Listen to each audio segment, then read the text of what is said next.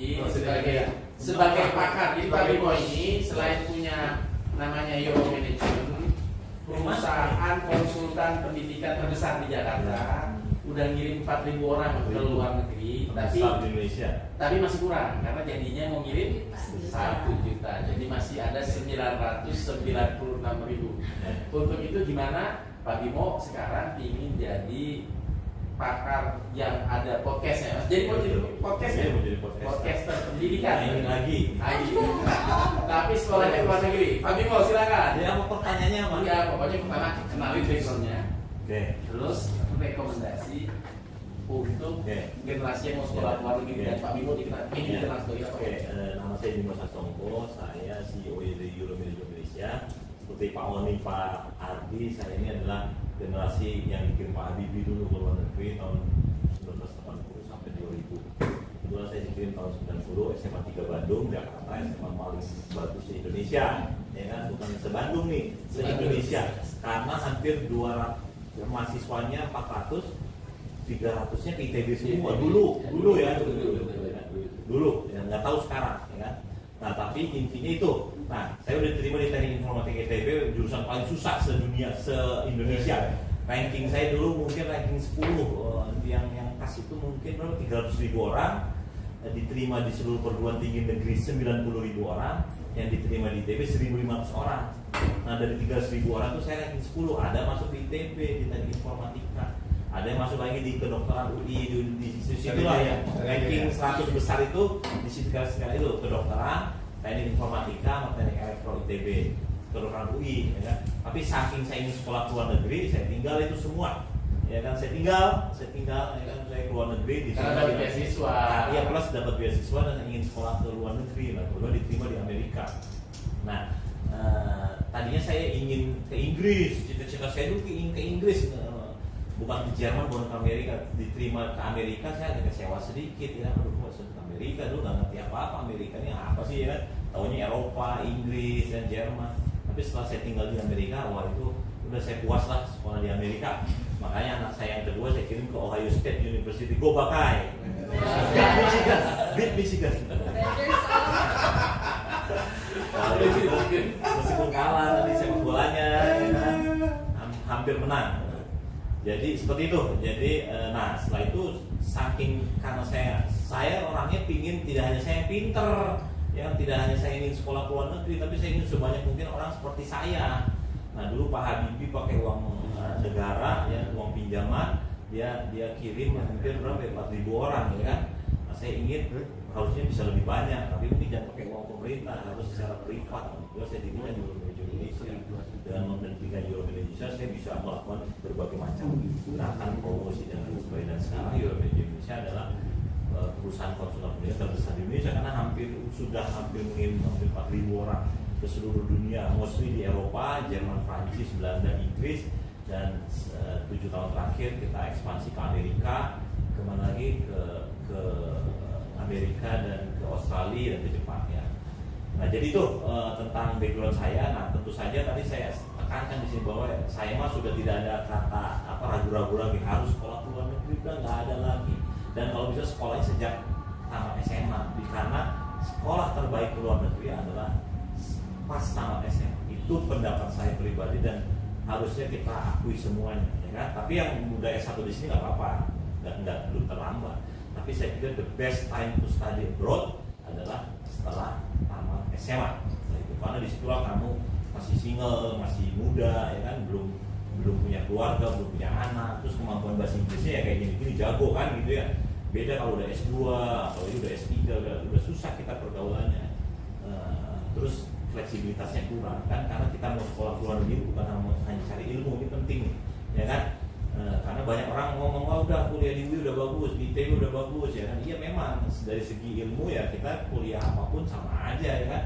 Belajar matematik di King's College London yang ranking 33 dunia, atau di Wisconsin ranking berapa nih, ranking 10 Amerika ya mungkin ya.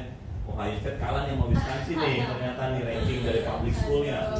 Hormat dulu, hormat ke Wisconsin. Michigan apa? Beat Michigan. Nah, tapi ya udah. Nah, Tapi bukan itu poinnya sekarang. Ini kan bukan soal cari ilmu ekonomi, matematik, teknik mesin, industri, aerospace. Tapi yang penting adalah tadi pergaulan, cara berpikir, bagaimana way of life-nya orang Amerika, orang Inggris, orang Jerman, itu yang kita butuhkan bangsa Indonesia ini. Sehingga bangsa kita ini tidak minder, tidak malu, ya kan? Harus pede menghadapi orang-orang asing itu. Nah, caranya untuk pede ya harus tinggal di sana. Dan tinggal di sana nggak bisa setahun 2 tahun. Itulah kritik saya terhadap LPDP semua yang tahu LPDP kan, karena mereka rata-rata mostly dikirim hanya untuk master di Inggris 9 bulan, ya kan? Di 9 bulan ini udah master. Nah, ya 9 bulan, 1 tahun, ya kan? Max 1 tahun setengah, ya kan? Menurut saya belum dapat apa-apa sekolah di luar negeri 1 tahun setengah, even di Oxford, even di Cambridge, even di Harvard, even di MIT, ya kan? Di Harvard 2 tahun. Nah, minimal 4 tahun sekolah di luar negeri, minimal 4 tahun menurut saya. Ya, kenapa? Karena waktu itu penting, itu tidak bisa waktu itu menentukan sekali, ya. Karena saya bisa kebayang kalau hanya 9 bulan di luar negeri kan, kamu hanya bisa kuliah, pulang apartemen, kuliah, pulang masak, kuliah, pulang apartemen di perpustakaan. Nah, that's it.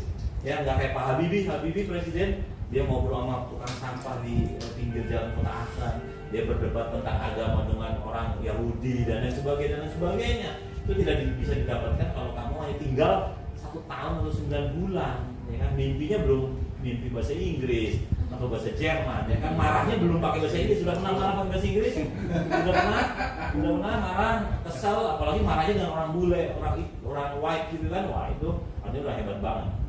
Saya pernah sekali-sekali marah dengan orang Amerika dulu, sekarang udah nggak bisa lagi kan gitu. Nah, jadi itu rekomendasi untuk generasi muda, ya kan, bahwa cita-citalah untuk sekolah ke luar negeri. Tetap sampai detik ini pusat-pusat dunia, pusat-pusat ilmu pengetahuan adalah di Amerika, di Inggris, di Jerman, di Prancis, di Australia, Jepang. Indonesia belum. Mungkin 50 tahun lagi lah, baru Anda nggak perlu lagi ke luar negeri. Cina masih 1 juta orang di Amerika, di Jerman, di Prancis, di Inggris, di Belanda, masih 1 juta orang, Pak Uli. Ya, mahasiswa Cina di negara barat itu masih 1 juta orang, ya kan? India masih sekitar 400.000 orang, ya kan? Indonesia hanya 30.000 orang, padahal penduduknya hanya 1/5 dari Cina. 300 juta orang. 1 juta bagi 5 berapa? 200.000. Indonesia 30.000, jadi kekurangan sebetulnya. Jadi Anggi tetap rekomendasikan Anda untuk sekolah ke luar negeri, bukan di Jakarta, Bandung, Jogja, bukan. Tetap harus dorong sekolah ke luar negeri. Apapun, bisa beasiswa, bisa sendiri. Jadi itu sedikit masukan dukungan, dorongan kepada generasi muda yang sudah pernah ke luar negeri maupun yang akan keluar.